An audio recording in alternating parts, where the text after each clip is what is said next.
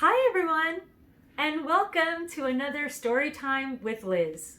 I'm Liz, and today we're going to be continuing to read The Wonderful Wizard of Oz by L. Frank Baum and pictures by W. W. Denslow. Last time we left off with Dorothy with the Scarecrow and the Tin Woodman in the forest. Today we're going to continue on to Chapter 6, The Cowardly Lion. Ready? Let's go. All this time, Dorothy and her companions had been walking through the thick woods. The road was still paved with yellow brick, but these were much covered by dried branches and dead leaves from the trees, and the walking was not at all good.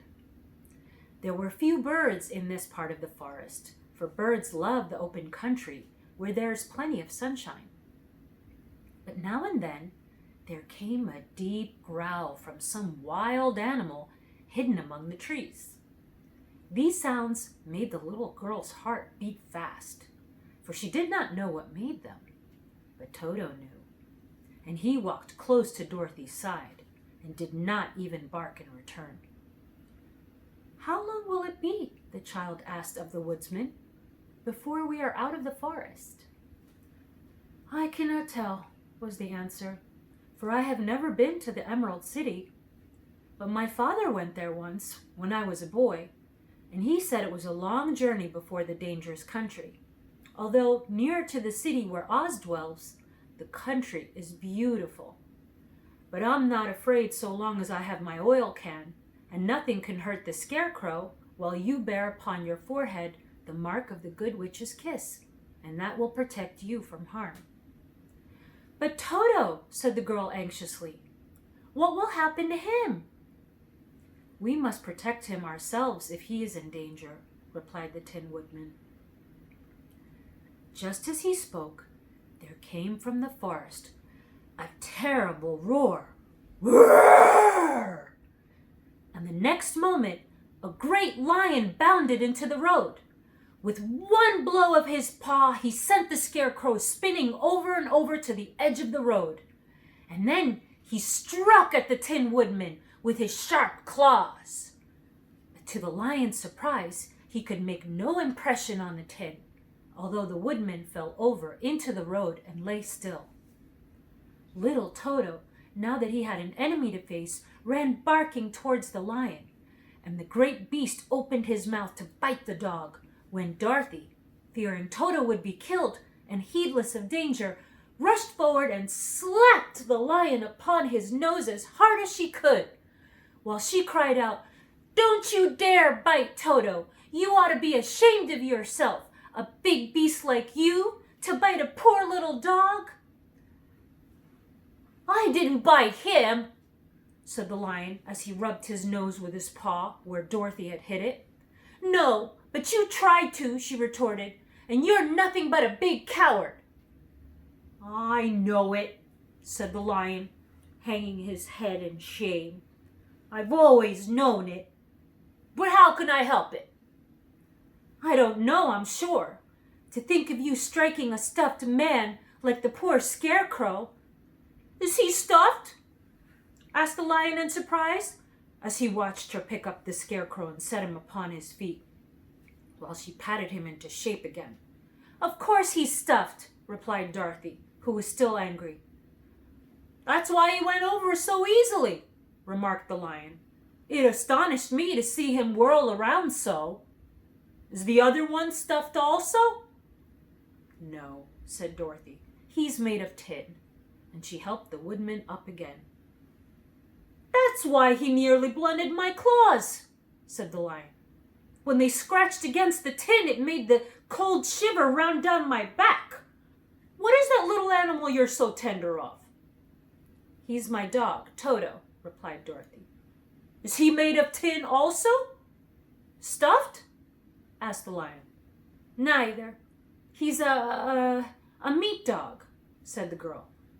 "Oh, he's a curious animal. Seems remarkably small, now that I look at him. No one would think of biting such a little thing, except a coward like me," continued the lion sadly. What makes you a coward? Asked Dorothy, looking at the great beast in wonder, for he was as big as a small horse. It's a mystery, replied the lion. I suppose I was born that way. All the other animals in the forest naturally expect me to be brave, for the lion is everywhere thought to be the king of beasts. I learned that if I roared very loudly, every living thing was frightened and got out of my way. Whenever I've met a man, I've been awfully scared, but I just roared at him, and he has always run away as fast as he could. If the elephants and the tigers and the bears ever tried to fight me, I should have run myself. I'm such a coward. But just as soon as they hear me roar, they all try to get away from me, and of course I let them go. But that isn't right. The king of beasts shouldn't be a coward, said the Scarecrow. I know it, returned the lion, wiping a tear from his eye with the tip of his tail. It is my great sorrow, makes my life very unhappy, but whenever there is danger, my heart begins to beat fast. Perhaps you have heart disease, said the Tin Woodman. It may be. If you have, replied the Tin Woodman, you ought to be glad, for it proves you have a heart. For my part, I have no heart, so I cannot have heart disease. Perhaps, said the lion thoughtfully. If I had no heart, I should not be a coward. Have you brains? Said the Scarecrow. I suppose so. I've never looked to see, replied the lion. I'm going to the Great Oz to ask him to give me some, remarked the Scarecrow, for my head is stuffed with straw. And I'm going to ask him to give me a heart, said the Woodman. And I'm going to ask him to send Toto and me back to Kansas, asked Dorothy. Do you think Oz could give me courage? Said the Cowardly Lion. Just as easily as he could give me brains, said the Scarecrow. Or give me a heart, said the Tin Woodman. Or send me back to Kansas, said Dorothy. Then, if you don't mind, I'll go with you, said the lion, for my life is simply unbearable with a lack of courage. You will be very welcome, answered Dorothy, for you will help keep away all the other wild beasts. It seems to me they must be some more cowardly than you, if they are to allow you to scare them away so easily. They really are, said the lion, but that doesn't make me any braver. As long as I know myself to be a coward, I shall be unhappy. So once more, the little company set off on the journey, the lion walking with stately strides at Dorothy's side. Toto did not approve of this new comrade at first, for he could not forget how nearly he had been crushed between the lion's great jaws. But after a time, he had become more at ease, and presently Toto and the Cowardly Lion had grown to be good friends. During the rest of that day, there was no more adventure to mar the peace of their journey. Once, indeed, the Tin Woodman stepped upon a beetle that was crawling along the road and killed the poor thing. This made the Tin Woodman very unhappy, for he was always careful not to hurt any living creature. And as he walked along, he wept several tears of sorrow and regret. These tears ran slowly down his face and over the hinges of his jaw, and there they rusted. When Dorothy presently asked him a question, the Tin Woodman could not open his mouth, for his jaws were tightly rusted together.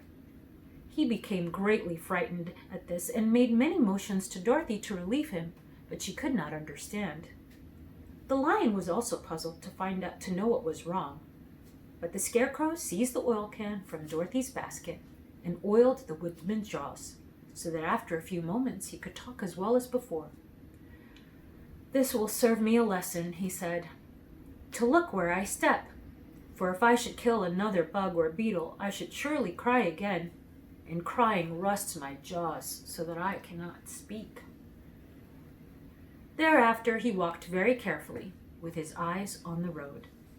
And when he saw a tiny ant toiling by, he would step over it, so as not to harm it. The Tin Woodman knew very well he had no heart, and therefore he took great care never to be cruel or unkind to anything. You people with hearts, he said, have something to guide you, and need never do wrong. But I have no heart, and so I must be very careful. When Oz gives me a heart, of course, I needn't mind so much. What'd you think of that chapter, guys? I thought that was a very good chapter.